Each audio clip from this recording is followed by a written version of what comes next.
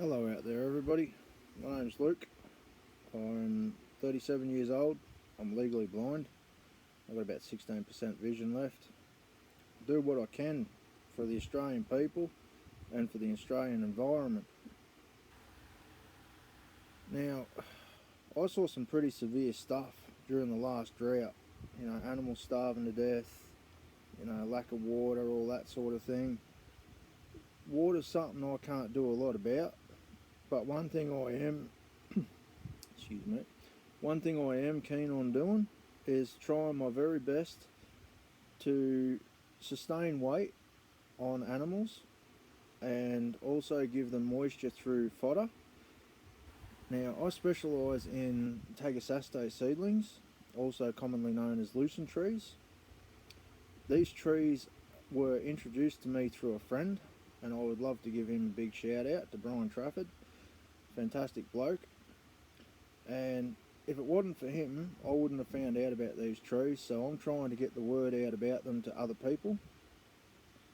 So I started growing these about 5 years ago, and it's taken a fair while to get the hang of how they grow from seed right through to mature tree. Now, further videos will show you more detailed events on how I do it, but for now I'm just doing a bit of an introductory. Now, I own my own horses and cattle, and I did have sheep, but I decided to offload them before I moved, so I'm just down to horses and cattle now.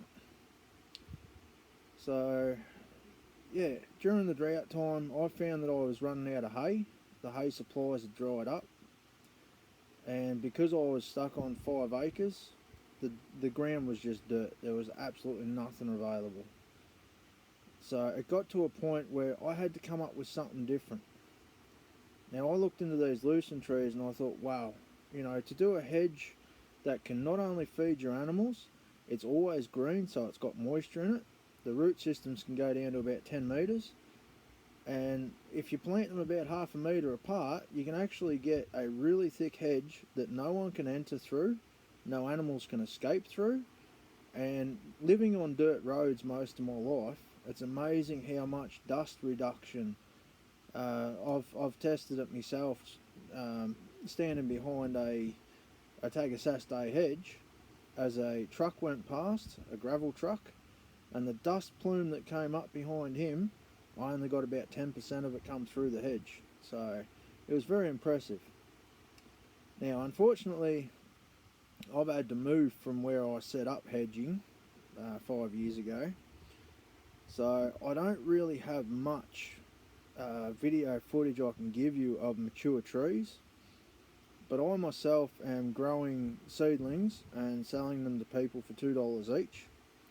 If you're interested in any of these seedlings, I can only supply Australians. I am sorry about that. I can't export them due to regulations. But if you're an Aussie and you're wanting to try something different, the old Aussie box and that, it's a good tree, makes a good hedge, but that's only serving one purpose really.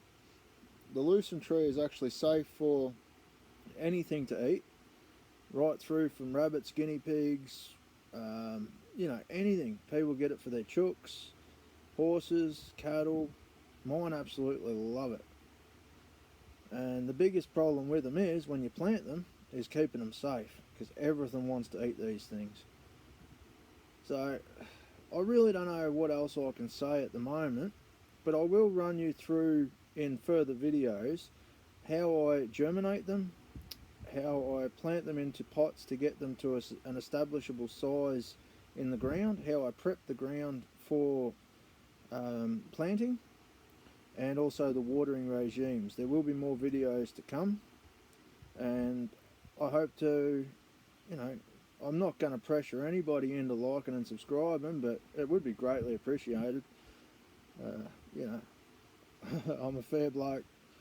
I'm doing the best I can to make an impact and just keep up the Aussie spirit. I don't like seeing these animals that people have worked so darn hard to keep in immaculate condition, when things dry up and there's nothing available for them to eat or drink, then, you know, we pull together to try and come up with some sort of plan. An alternate fodder, tree fodder, is going to be the future.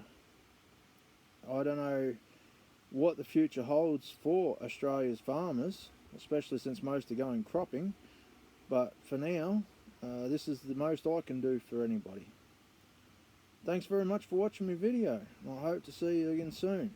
I will make a video on starting seeds. I need to start some this week, probably within 2 or 3 days, and I'll let you know how I do it. Thanks for watching.